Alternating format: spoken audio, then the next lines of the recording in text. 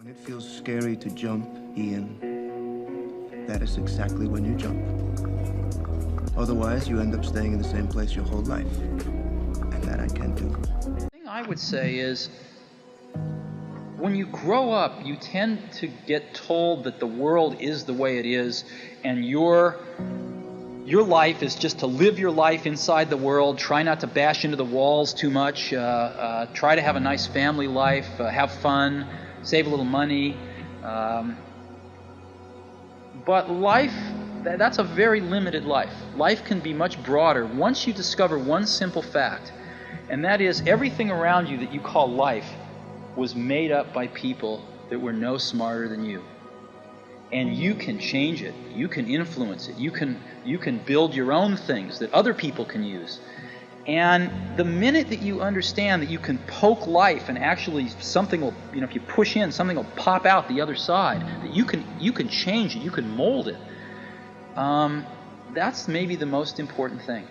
Debt is good. And there's not a wealthy company on this planet that does not use debt, because debt is so cheap today. Apple Computer has $196 billion in cash today. They will borrow money tomorrow morning. You got companies that borrow money to buy their shares back. Millions and millions of people that are like, I want to get out of debt. I want to get out of debt. I don't want to get out of debt. I want to create wealth. And the way to create wealth is through debt. When you're 18, 19, all the way up till you're 25, 27, whatever it is, don't be afraid to break things down and start from scratch, because this is the only time in your life where you have the luxury of that. When I was 23, I left a job that I had been at for only 10 months. And this guy that I worked with wrote me a note where he said something like, if I've learned anything in life, it's that you should honor your commitments, and only working at a job for less than a year looks bad on a resume and it's a hard thing to explain away. At least in my case, never once after that did I apply for a job where a single person was like, why did you only work at this place for 10 months? It never fucking came up. People say, well, you should stay at a job for 2 years. That may be true in a very specific field. My parents told me that their 20s was a decade of professional experimentation. My dad used it almost as a process of elimination, trying out different jobs before he finally found the one that suited him. You're not a child anymore. No one is going to push you to do the things you need to do. Every day, I can't be bothered, I'll do it tomorrow. Worst of all, you're here, scrolling away. You're not going to achieve the things you want unless you do what's uncomfortable. Start showing up for yourself, even if it's painful. Start small, do this repeatedly. This will build your discipline. Discipline is like a muscle. It can be improved over time and with practice. As you start showing up for yourself, you will start believing you can do it. Consistency will follow and your confidence will grow. You can change into the person you wish to be. Thoughts are the vocabulary of the brain.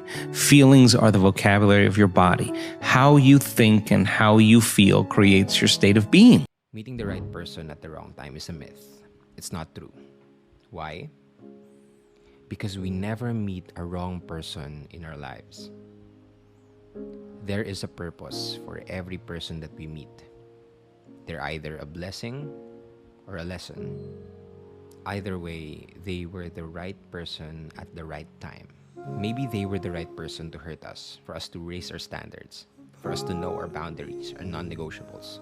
Maybe they were the right person to leave us, for us to know that we could stand on our own feet.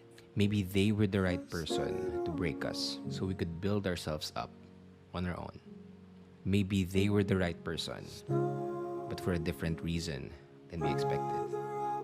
Always remember, life doesn't give you the people that you want. It gives you the people that you need. So, yeah. Now, I could be wrong on this one, but giving somebody a second chance is like giving them another bullet because they missed the first time. The purpose of memory isn't to remember the past. The purpose of memory is so that you figure out what went wrong when something went wrong, so you don't duplicate it in the future. So that's the purpose of memory. Work hard so you can get into a good college. Work hard so that you can get a good job. Work hard so you can get that promotion. Work hard so you can get a raise. Work hard so that you can get an even better job. Work hard so that you can finally retire. Oh, did you finally retire? Die!